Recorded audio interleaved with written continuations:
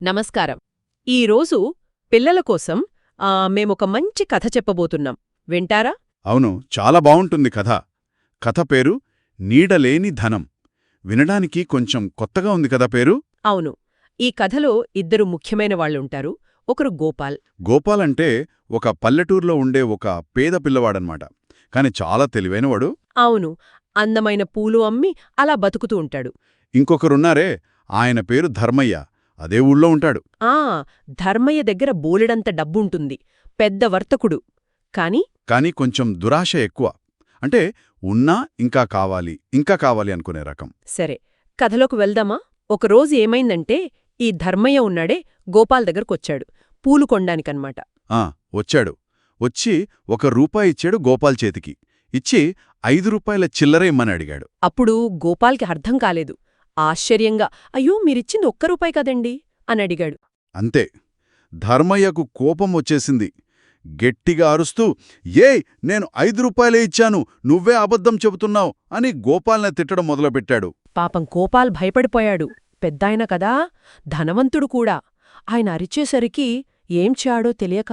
అవును, భయంతో తన దగ్గరున్న ₹5 చిల్లరిచ్చేశాడు పాపం. ధర్మయ్య ఆ డబ్బులు తీసుకుని ఏమీ తెలియనట్టు వెళ్ళిపోయాడు. ఆ తర్వాత గోపాల్కి తెలిసింది, అయ్యో నేను మోసపోయానే అని. చాలా ఏడుపొచ్చింది, బాధపడ్డాడు. కాని ఏడుస్తూ కూర్చుంటే లాభం లేదు కదా. ఏం చెయ్యాలి అని ఆలోచించాడు. అప్పుడే అతనికొక ఆలోచన వచ్చింది. ఊర్లో అందరికన్నా తెలివైనవారు ఒక పెద్దాయనున్నారు. పంతులుగారు అని పిలుస్తారందరూ. అవును. ఆయన దగ్గరికి వెళ్తే ఏదైనా దారి దొరుకుతుందనిపించింది. సరే అని పంతులుగారి దగ్గరికి వెళ్ళాడు. వెళ్ళి జరిగిందంతా చెప్పాడు. ధర్మయ్య ఎలా మోసం చేశాడో అంతా వివరించాడు. పంతులుగారు అంతా ఓపిగ్గా విన్నారు. విని వెంటనే ఏమీ చెప్పలేదు. కొంచెంసేపు ఆలోచించి ఒక వింత సలహా ఇచ్చారు. ఏంటంటే, గోపాల్, నువ్వు రేపు మన గ్రామసభ జరుగుతుంది కదా, అక్కడికి నీడలేని ధనం తీసుకోన్రా, నీ సమస్య తీరిపోతుంది అన్నారు. గోపాల్కి అసలు అర్థం కాలేదు. నీడలేని ధనమా? అదెక్కడుంటుంది? దాన్ని ఎలా తీసుకురావాలి అని చాలా అయోమయంగా చూశాడు. అవును, అర్థం కాకపోయినా పంతులుగారు చెప్పారు కదా అని, సరే పంతులుగారు, అలాగే చేస్తాను అని చెప్పి ఇంటికి వెళ్ళిపోయాడు. మరుసటి రోజు వచ్చింది. ఊరిలో గ్రామసభ మొదలైంది. అందరూ వచ్చారు. ధర్మయ్య కూడా వచ్చాడు. ఎలా వచ్చాడో తెలుసా? తన బంగారం మూటలు, డబ్బు సంచులు అన్నీ పట్టుకొచ్చి అక్కడ పెట్టి అందరికీ చూపిస్తూ గొప్పలు చెప్పుకుంటున్నాడు. ఆ డబ్బు బంగారం నేలమీద పెట్టగానే వాటికి పెద్ద పెద్ద నీడలు పడుతున్నాయి, నల్లగా. ఇంతలో గోపాలొచ్చాడు, ఒట్టి చేతులతో.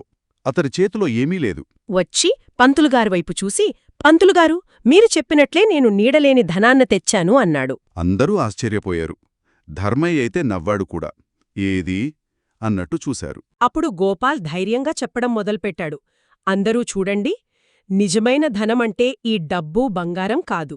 నిజమైన ధనమంటే మన మంచితనం, మన నిజాయితీ, మన దయ. వీటికి నీడ ఉంటుందా? ఉండదు గదా. అవును. కాని ఇక్కడ ధర్మయ్యగారు తెచ్చిన ఈ సంపద చూడండి, దీనికి నీడ ఉంది. ఎందుకంటే దీని వెనుక మోసమనే నల్లటి నీడ దాగి ఉంది అని చెప్పి తనకు జరిగిన మోసాన్ని సభలో అందరికీ వివరించాడు. ఎంత తెలివిగా చెప్పాడో చూశారా? భౌతికమైన సంపదకు నీడ ఉంటుంది, కాని మంచి గుణాలకు నీడ ఉండదు. ధర్మయ్య సంపదలో మోసం ఉంది కాబట్టి దానికి నైతికమైన నీడ అంటే కళంకం ఉంది అని చెప్పాడనమాట. గ్రామస్తులందరికీ, పంతులుగారికి కూడా విషయం అర్థమైంది. గోపాల్ తెలివికి, అతని నిజాయితీకి అందరూ మెచ్చుకున్నారు. ధర్మయ్యకు చాలా సిగ్గువేసింది. తలదించుకున్నాడు. తను చేసిన తప్పు అర్థమైంది. వెంటనే తన తప్పు ఒప్పుకొని గోపాల్కు ఇవ్వాల్సిన డబ్బులు తిరిగి ఇచ్చేశాడు. ఇకపై ఎప్పుడూ ఇలా మోసం చెయ్యను, నిజాయితీగా ఉంటాను అని అందరి ముందు మాటిచ్చాడు. చూశారా? గోపాల్ తెలివి, నిజాయితీ ఎలా గెలిచాయో. ధర్మయ్యలో కూడా మార్పొచ్చింది. అవును. అప్పుడు ఊరివాళ్లందరికీ అర్థమైంది, అసలైన సంపద డబ్బులో కాదు, మన మంచి గుణాల్లో, మన తెలివితేటల్లో ఉంటుందని. కథ బావుంది కదా. మరి ఈ కథ విన్నాక మనం కూడా ఆలోచించాలి. నిజంగా సంపద అంటే ఏంటి?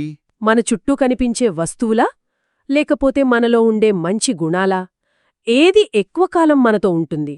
అవును, ఏది నీడలేని నిజమైన ధనం? దీని గురించి ఆలోచించండి, సరేనా?